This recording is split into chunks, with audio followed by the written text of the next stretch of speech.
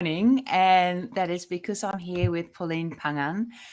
You're actually in Melbourne, so you're not that far away, but it looks like it's in the middle of the night. Welcome to the Art of Service live stream. And today's discussion is all about your entrepreneurial journey, risks you've taken over the years, how you manage and mitigate risk within your own business. And I'm basically just intrigued by your story because we met on LinkedIn, which is, most people I meet outside of the virtual world, but we actually met on LinkedIn, and I'm just so excited that you're here to have a chat with me. Thank you very much, Pauline. Thank you for having me, Ivanka, and to your wonderful audience. Good morning from Melbourne. Fantastic.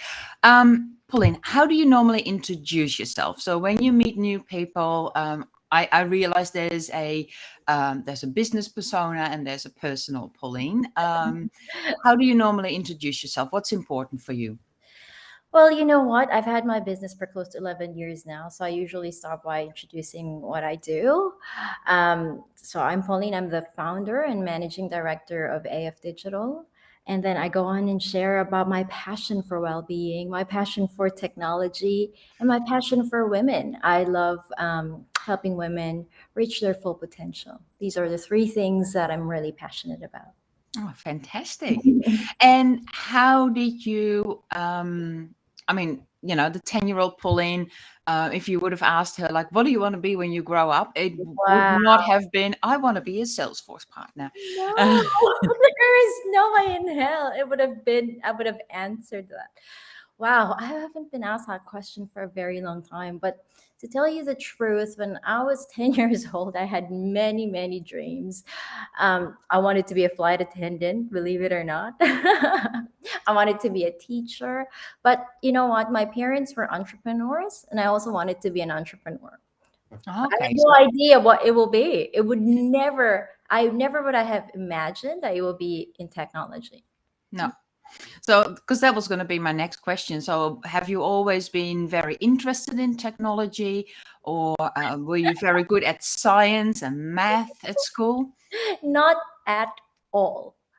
Absolutely not. I would never have thought that, like, if I wake up now and I say, for example, I had a coma and I woke up now, I'd be like, what the hell am I doing in technology? To be honest, to be perfectly honest. So my passion has always been in business. So when I started the business, I'm the founder of AFDigital. When I started, my background was always in marketing. So I was working in Singapore for 3 years. I was in events marketing and PR when I was living there. I was working for a boutique agency that's been around for a very long time. So when I joined them, they've been around for 25 years, and I've been very privileged to be working with large brands. So global financial crisis hit. This was 2008. Um, my job was very secure, but everyone in Singapore, they were losing their jobs left and right. And it was a very bleak time. During this time, I was already feeling like I need to, I feel like I need to do something and grow. I've always wanted to start my own business. And I said to myself, this might be the perfect time to do so. I was 27 at that time. And I thought, like, if I'm going to fail, I might as well fail now, fall flat on my face. It's just me. I'm not, I don't have children. I don't have huge responsibilities, but to really just make myself, like, live and survive. So that's what I did. I quit my job. Everyone told me I was crazy because they were like, you have a great job. Your boss loves you. Everyone's losing their job. It's like a global financial crisis. They were saying you're making a rash decisions. You're not thinking this through. So I quit my job and went back to the Philippines. And I had to find myself. I did a lot of small businesses. Like, I started buying and selling clothes, sold it to a lot of my model friends. And that kept me going for a while, but it wasn't really scalable. I started a small restaurant. It failed miserably. I know nothing about restaurant. And I found myself, oh my gosh, should I just, like, go back to work? And then I said, I'll give it another go. So I started, I printed my business card. I registered a marketing agency. That's what I was good at anyway. That's what I did. I started small. I started cold calling every person that I could possibly call 8 to 9 hours in my apartment. I was just calling every day. It was boring as hell, but I was determined to make it work. Yeah. And then my friend, one of my friends, she has like an events company at that time, and she said to me, well, you know what, we can partner because I don't really do the kind of events and PR work that you did when you were in Singapore. So that's what we did, and we pitched to a client, and we were able to win that client. That's new for her because that wasn't the kind of events that she was doing, and she helped me really just build my portfolio. And then I started pitching to other companies, and lo and behold, I was like, oh, this is amazing. I couldn't believe that I was able to win projects. I had I didn't have a team. It was just me. I had no background. It was really just my selling ability and the perseverance. Yeah. So funnily enough, my business partner, he got so intrigued. So when I was doing that, I was just by myself. And then I met this guy, and he was like, I want to start my own business too. He was a consultant for IBM. And he was like, well, I don't know anything about marketing. I was like, no, let's just, put our skills together. He was in tech, I was in marketing. Let's pull our skills together. And I started bringing him to some of my clients. And the clients started talking about technology, marketing technology. Clients started talking about digital marketing. Clients started talking about social media. And we had no idea back then. So we just started Googling it and searching it, and, started winning clients. And then a miracle happened, Ivanka. So we were at this party, and we were speaking to one of this Australian guy.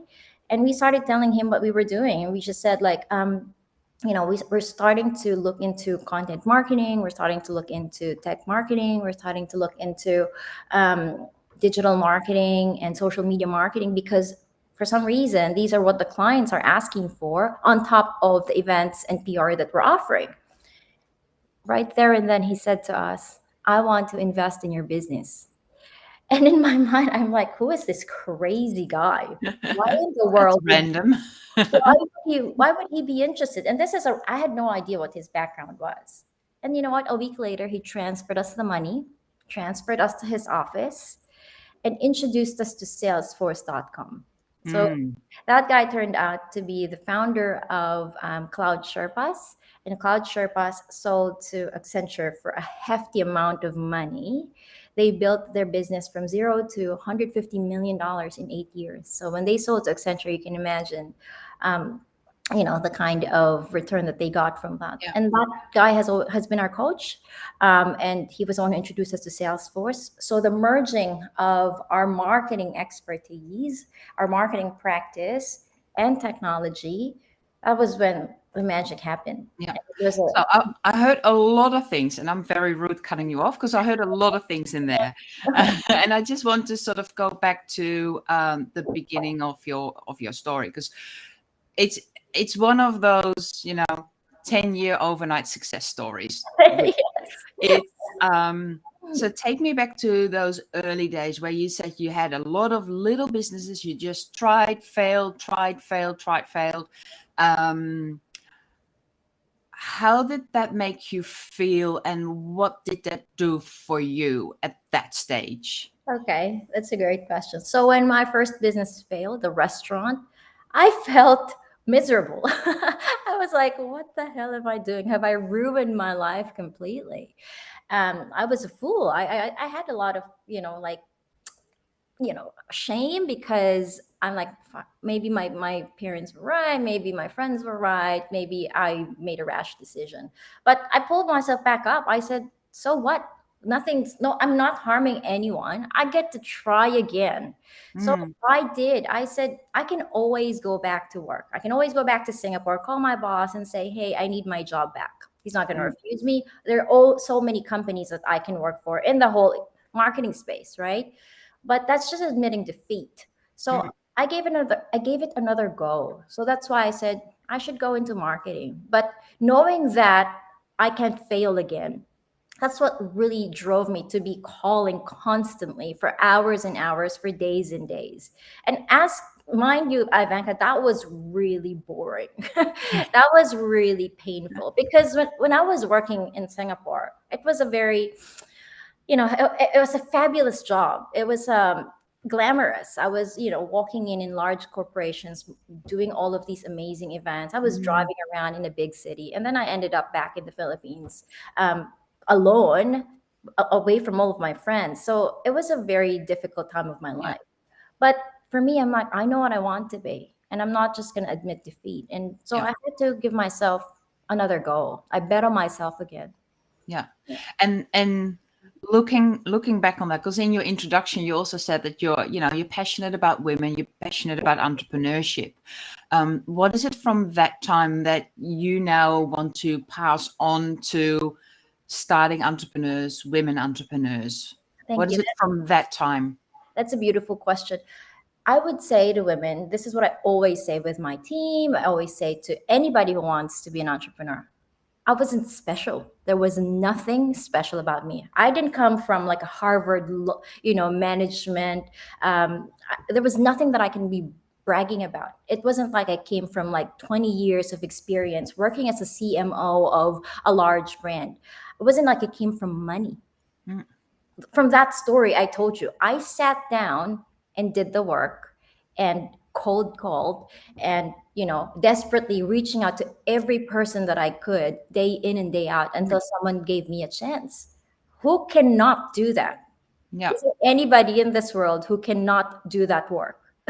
So that's what I say to women. Like, you want to be an entrepreneur, you can be. Do yeah, the work. yeah, yeah. It's sort of like if you think you can, you will. Yes, Yeah, exactly. yeah. Yeah. But the other part of the story that I heard was your ability to work with partners and your ability to identify partners. Because how is that different from? Because you started on your own. You started as a Yeah. single founder, Yeah. um, but then quickly you had your IBM friend Yeah. that ended in the business, and then you got your investor. Yeah. What is the difference in doing it by yourself and doing it with partners? Yeah. Well, the first thing is like, of course, number one, you have to know you're relinquishing control, right? It's Mm, no longer just about your vision. You would have to obviously think about what they want to achieve. In the beginning, it's like, it's all about me. What do I mm, want to achieve for this? What is my dream? When you start bringing in other partners, you think, what is our dream? What is our vision? And then you find that common ground. When our investor joined us, I was just like blown away. I'm like, what should we do? I was mm, like, you're so successful. You're our mentor. What should we do? So that is a great thing. For me, that is the greatest thing that ever happened to me in business. And to be honest with you, Ivanka, I didn't work for that. But this is what I always tell people as well. There's this book by Paulo Coelho when he said that when you want something, you truly want something, the whole world conspires for you to get it. So I put it out in the world that I'm committed. I'm going to sit my bum down here and I'm going to do the work. And then, the universe in all its majestic ways, like, introduced me to these partners that I didn't even thought I wanted. yeah, And the thing is, like, when they say 1 + 1 = 10, this whole synergistic energy that really builds up, yeah, because I didn't have the technical capability, or did I have the experience to show for, but that is what my business partner brought. yeah, When the two of us met, the only thing that was missing was that introduction to Salesforce. But I cannot say I planned for that, right? I can't say I worked hard for that, but I allowed for the situation for that to be an open opportunity for it to happen. yeah, And the whole thing about that is the willingness to work together and humble yourself and think that someone else is smarter than me. And that's a great thing. yeah, For me, if you know what they say, if you're the smartest one on the table, you're in the wrong table. And that's what I've always felt. And for me, that is a privilege. But yeah. that requires a lot of humility and a lot of being able to discern that, yeah, other people, they can change the trajectory of the business in a good way. Yeah, absolutely. And even though you said you didn't plan for it, and this is an assumption, your goal setting processes, because Yeah. I'm assuming you do set goal and you work towards your goal. I mean, there's a reason why you're in Melbourne and doing this. So what is your go-to process? How do you set your goals? How do you plan out your vision? Okay, that's amazing. That's a wonderful question. So I always have to. So the business, and I do that with my team, with my founders and my business partners, and I trust them completely. So when we do that for the business, we look at the growth that we've had, and we'd have to do this. We've been doing this exercise again for the new financial year. The growth that we've had, the potential of our industry, and our ambition. So between those three things, it has to be a little bit uncomfortable, but it has to be realistic. Otherwise, you're just going to get, disappointed, and that's not a great thing, because you introduce that to the entire team. You make sure that the entire team is heading for that. So that's what we do. So a little bit uncomfortable, but realistic, and it's based on the growth that we have. So we've seen our growth for the last 5 years that's gone up to 60% on average. So for this year, what we wanted to is like 70%. That's a little bit uncomfortable. That's based on the potential of their industry. The amazing thing about our industry is that because of the pandemic, everyone's in panic mode in terms of their digitization. Before the pandemic, we still find ourselves evangelizing the market of the importance of, you know, doing the whole digital transformation. But after the pandemic, the conversation is a lot different. So we focused on the if we were to focus on the potential of the market, it would really stretch us too far where our growth won't be organic. And that presents a lot of problems. And I don't like doing that, because what we want is not to be comfortable, but to make sure that our growth is still based on the capacity of the team, that it won't burn us out. Because like one of our value is well-being. So after the pandemic, we made it to a point that that's part of our board metrics that we manage, not profits over people, right? We need to make sure that we value our health above anything else. And I always say to the team, because we cannot give from an empty cup. I'm in people business. I don't have service. I don't have products that I sell. I give to people. There's no tangible, but it's my team's intellect. It's my team's skills. It's their capacity to serve. So I need to take care of their well-being, because their output is really my service. So that's how we look at in terms of goal setting. And then we share that with the business leaders once we align in terms of the board, and then we share that with the business leaders, and that's what we carry out, and we measure that on a quarterly basis. Ivanka, to be honest with you, we're not very good at measuring. Although I always say, what you cannot measure, you cannot manage. Yeah. You kind of like get lost in the grind. You get lost in the grind, and day in and day out. But it has to be a discipline, and that's something that I want us to be more disciplined this coming financial year. That's on the business side. On my personal side, I do that on a yearly basis. So at the end of the year, I always do an audit of what I have achieved in all areas of my life, and what I want to achieve for the new financial year, for the new year of my life. So I just turned 39. I think I said that on my last LinkedIn post. So this is a big year for me, because I'm not just measuring. Almost 40. Almost 40. And it's not just measuring my last year. It's measuring my last decade, right? Because for me, like 30's given me so much blessings and learnings and struggles and amazing friendships. And for me, 40, because I believe in being intentional, right? I want to get into my 40 with my best health, not just with my physical body, but also with my mental and my emotional. And in order for me to achieve that, I need to think about, what are my metrics? How can I actually measure that I'm getting better at those things? So that's what I'm working out. And I've got specific metrics that I want to achieve. And then I break that down in terms of action. For just to give you an example, so for my physical health, I want to make sure I work out 4 times a week. That's HIIT workout, a combination of walking, and a combination of yoga. And then I want to make sure that I'm back into plant-based diet. I want to make sure that I'm doing regular fasting. So those are the things that in order for me to achieve my my health goals. And then when it comes to mental, I read books.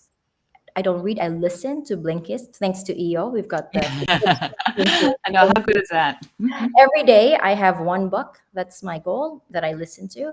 And then I also meditate twice a day. So those are the things that in order for me to look at, I need to know what I'm measuring so that I know the actions that I'm going to take to achieve those metrics. Yeah, fantastic. And you mentioned that you're turning 40 in about 11 and a half months. The other number that I heard was 27, Yes. which I sort of flagged in the back of my head because I find, and this may be totally irrelevant, but I find a lot of people have major life changes around that. It's almost like that quarter of their life. I always jokingly call it like the quarter life crisis. Like it's either relationships blowing up, new careers, new businesses, new outlook on life. You said at 27 you started your business. How relevant was that age for you? How did if you go back to that 27th year, how was that similar or different to going into your 40th? Because I think 40 is also, we always say, my husband and I always say, like, life starts at 40, like that's when the fun starts. So how is that for you? Those two brackets, 27, 40. Yes, thank you for that question. It's beautiful.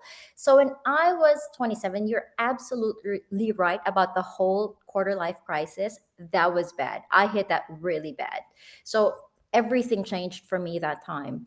My relationship, I was in a long-term relationship. I just knew that it wasn't the right relationship for me, but it was hard.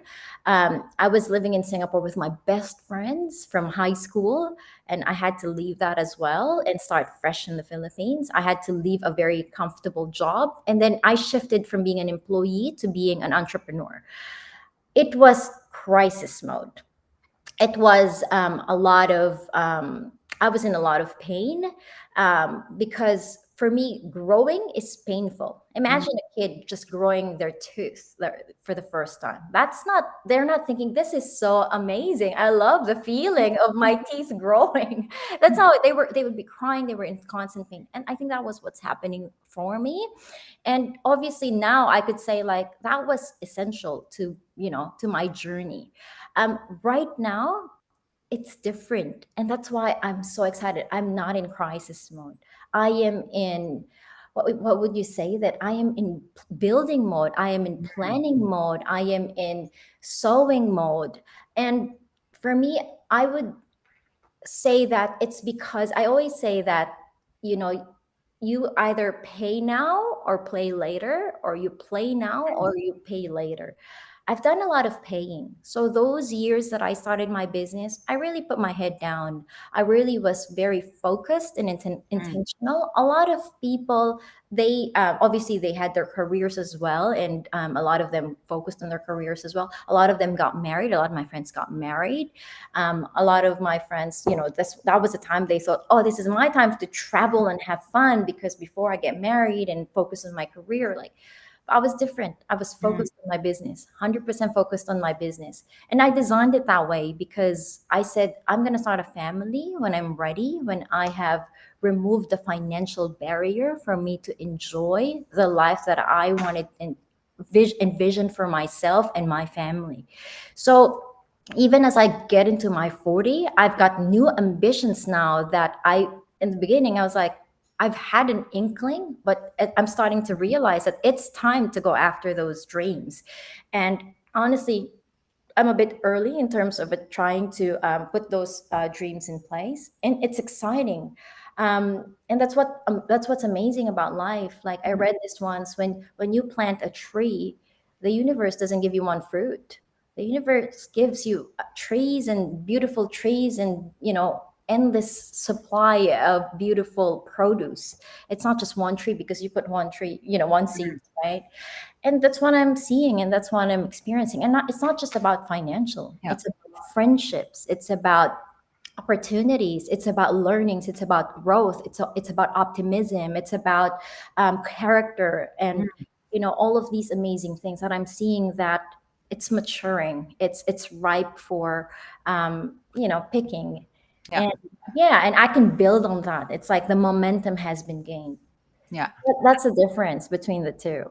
But Yeah. that has been instrumental to where I am, because if I didn't make that decision, Ivanka, I could have been like, you know what, I have a cushy job.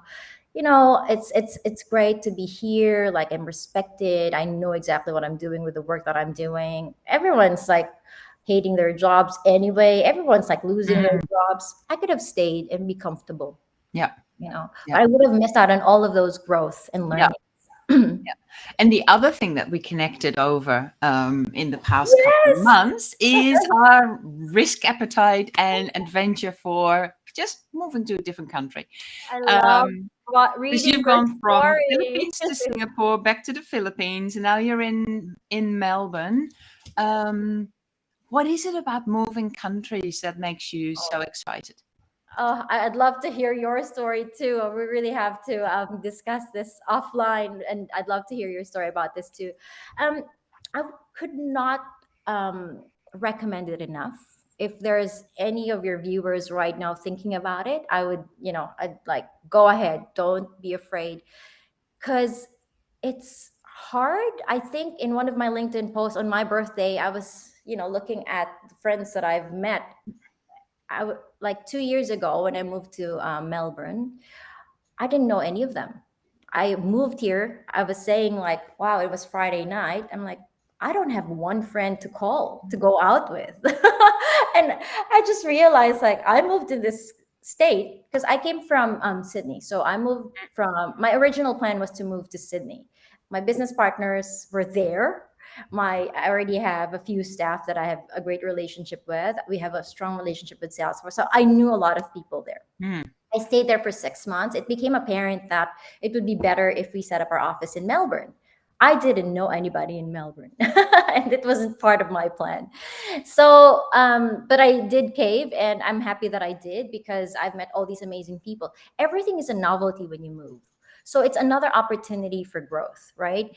You have to humble yourself, and the kindness of stranger just astounded me, Ivanka. So the people that I met through work, they'd ask me, so where are you from? I said, oh, I just moved here in Melbourne. I've only been here a week. Oh, do you have friends? And they said, actually, no, I don't have a lot of friends. And they would say, oh, I'd love to take you out. I've heard that from so many people. And that reminded me of the kindness of strangers, and how welcoming they were, their warmth and their hospitality. And they introduced me to friends. And on a Friday night, they'd say, hey, don't be such a homer, a loner at home. Come out with us.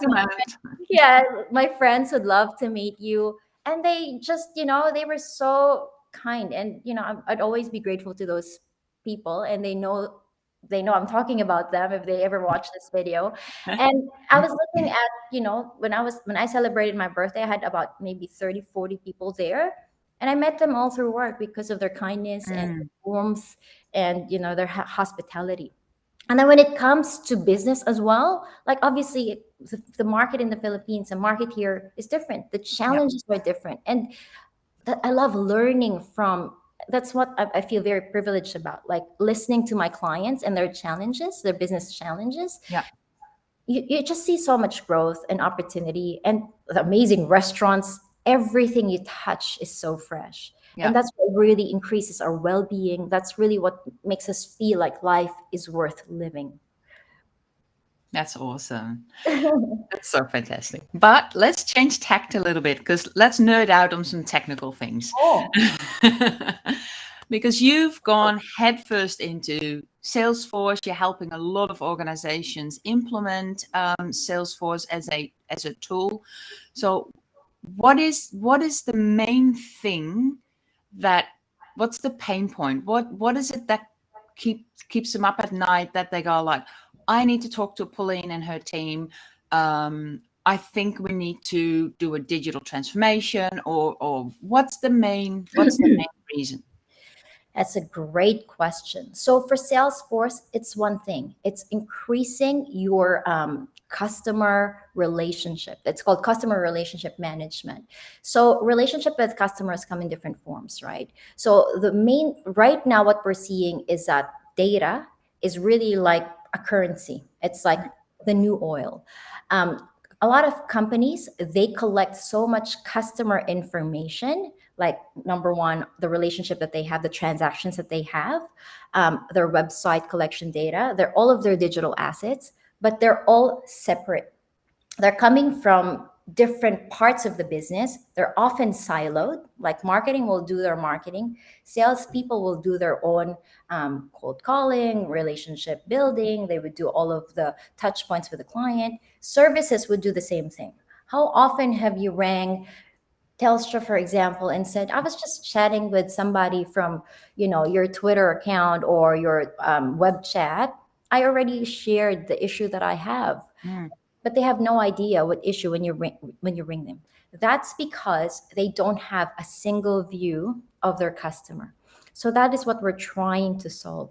What we want to do is for you to be able to have that 360-degree view of how your customers are interacting with your business, so that when you call them, "Oh, Ivanka, I saw that our marketing team just gave you this beautiful promotion because it's your birthday.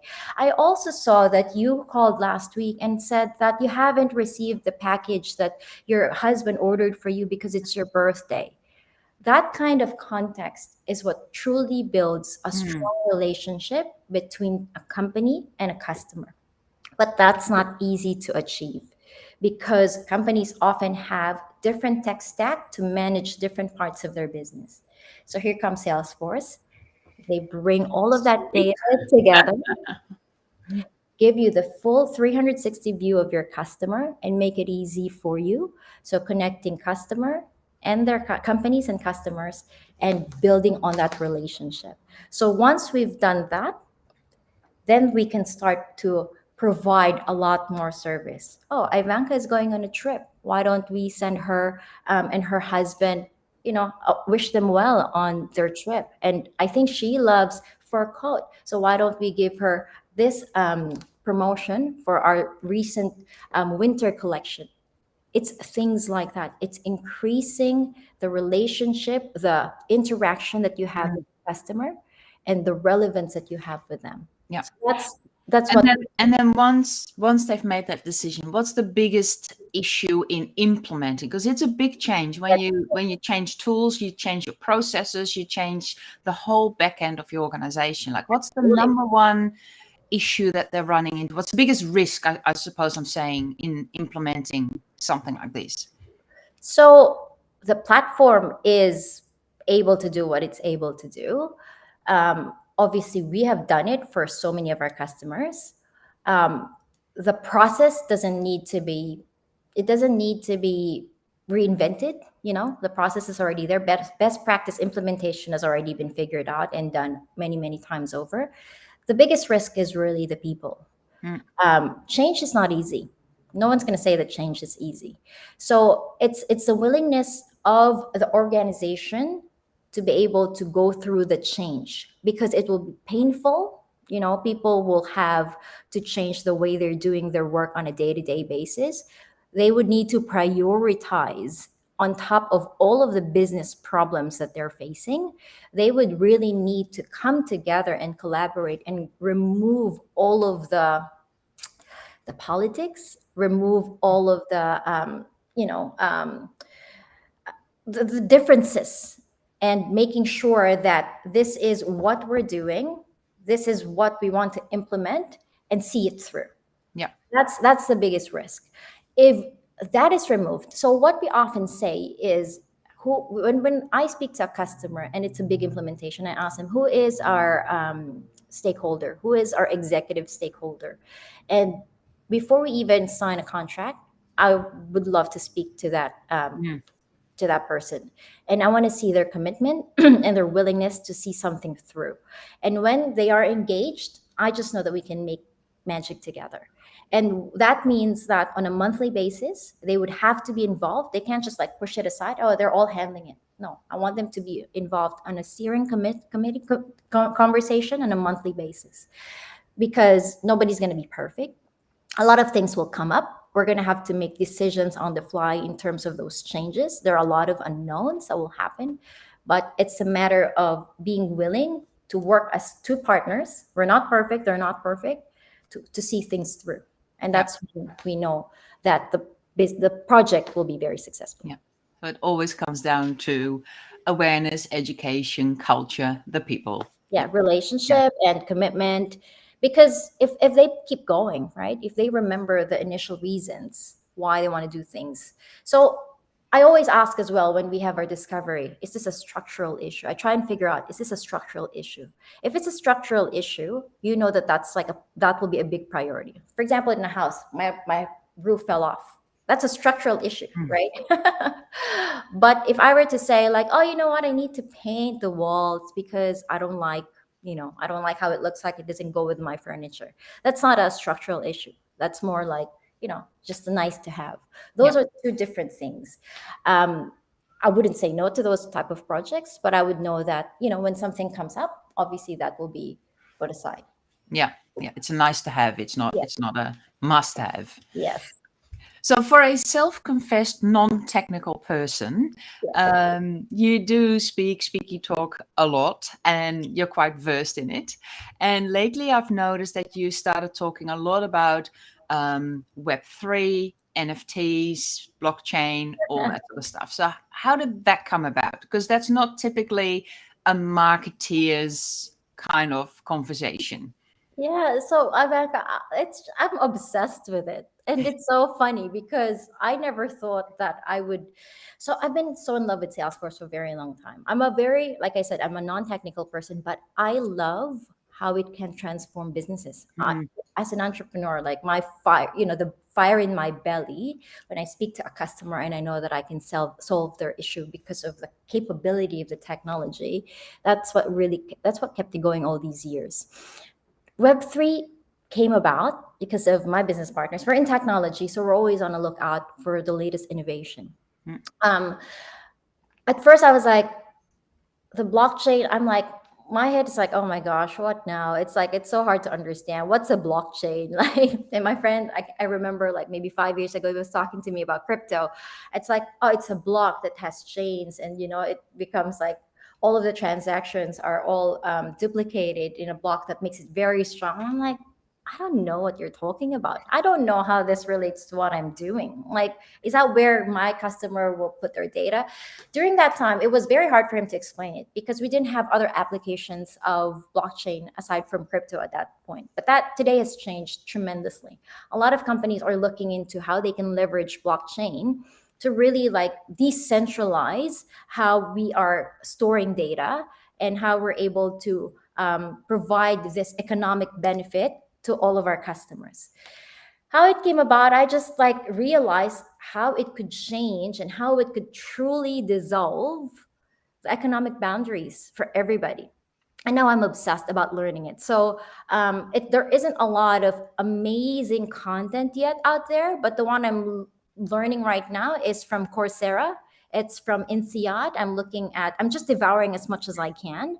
And I just really see that this is a revolution. This is really going to change a lot of people's lives. And I want to be able to share this with as many people as I can so that they can all be part of this revolution and take advantage of, the economic benefits.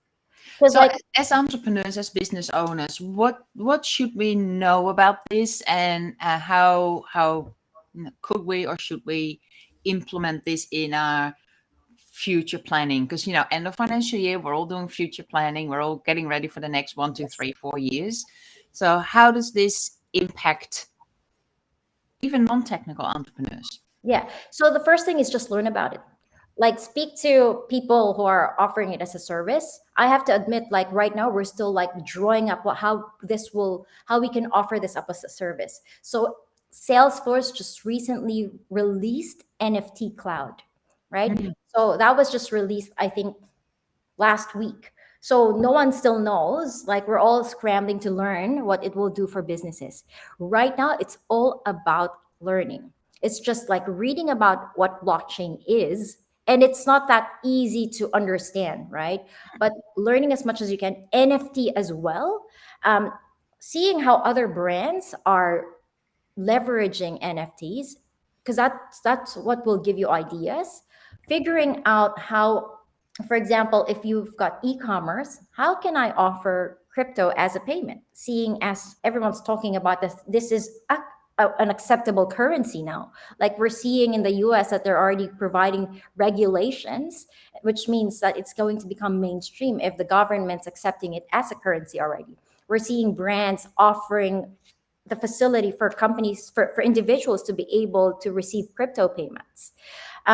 For me, NFT is like social media. I think a time will come where every brand will have an NFT page. In the same way that I think every brand will have a metaverse page, just like we have websites. So when I started in social media, I met a lot of companies who are like, "Oh, I don't know how to use social media. I think it's very risky for our brand to put everything out there." They were very risk averse. But can you imagine a company now without social media? And that's the same thing that I see. NFT is like the next level in terms of community building, same as social media, except that it will promote more loyalty from the community because you can actually share some of your profits. You can really share and enrich a lot of your community's lives because of the facility and the ability of this technology. It's about the capability of this technology. So how do you see that happen? Because if you look in mainstream media, the discussion around NFT, it almost feels like a vanity project. Like, oh, look, I have like this picture of a monkey, and it looks, Yes. but, Yeah. I can buy it for like $25 million, and it almost feels like, It's a big flex. Yes. yeah. So how do we go from that and not so much that understanding, but that sort of perception Yeah. to this is actually a tool that businesses can use? Yes. What has to change in between? Well, as people get to learn about the benefits of it, and when I say people, more like companies and business leaders, right now, a lot of companies are figuring out the best way to offer this service. It is still clunky, Ivanka, to be perfectly honest with you. Buying your NFT is so hard because you have to have a crypto wallet. You need to fund that crypto wallet, and then you need to be able to buy that. It's not that easy, I'd have to admit. Like even myself, I'm like, that's why I said learn as much as you can, because I'm just learning myself, and then being able to discern what will be a great investment over what's just going to flop and where companies will just be doing rug pulls.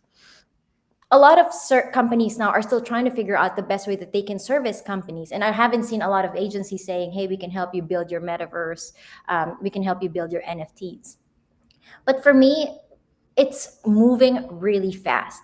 So we're seeing that we're in a bear market now. So I honestly think that this is the best time for companies to start building their plans, because after the bear market comes a bull market, right?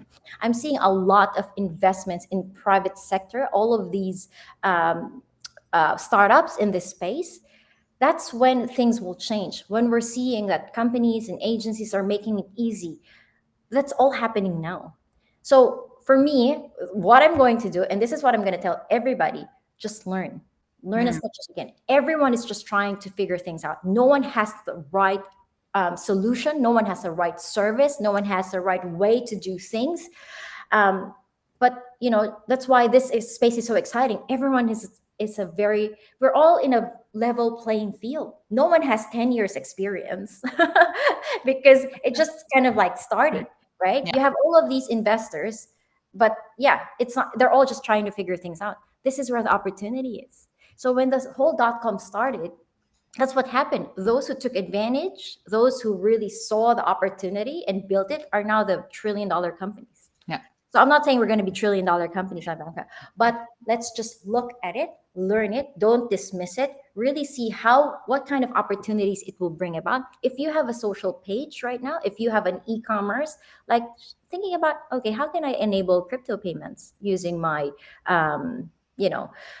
using my e-commerce site? Because I think they made an announcement that any web or WordPress site, you should be able to enable crypto payments. It's things like that. Just having your finger on the pulse. That's number one. And then number two, looking for community managers who's got experience in terms of building NFTs on Discord, on Twitter, like just having that conversation with them. What is it that they're doing different, and what is the value that they're seeing having those communities in Discord and Twitter while when they're building their NFT. I'm so sorry about that. That's on my I side. was like, was that me? My apologies. And then social media. Why would I build all of these communities on the other side of the fence? What's the difference? So just like understanding the benefits, how can I use blockchain to be able to store, my customer data?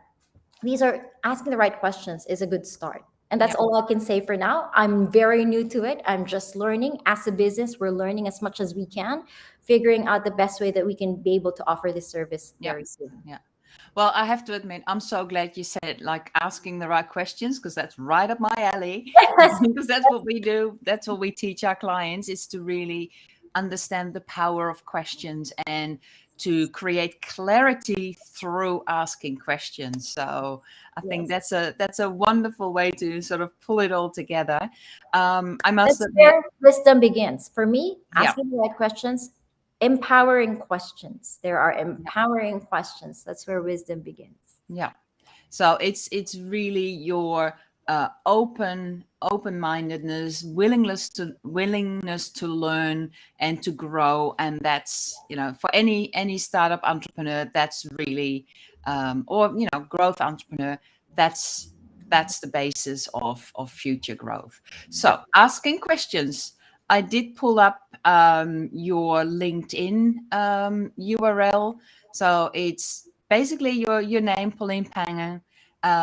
Is there another preferred way for people to contact you, or are you happy to accept messages via LinkedIn?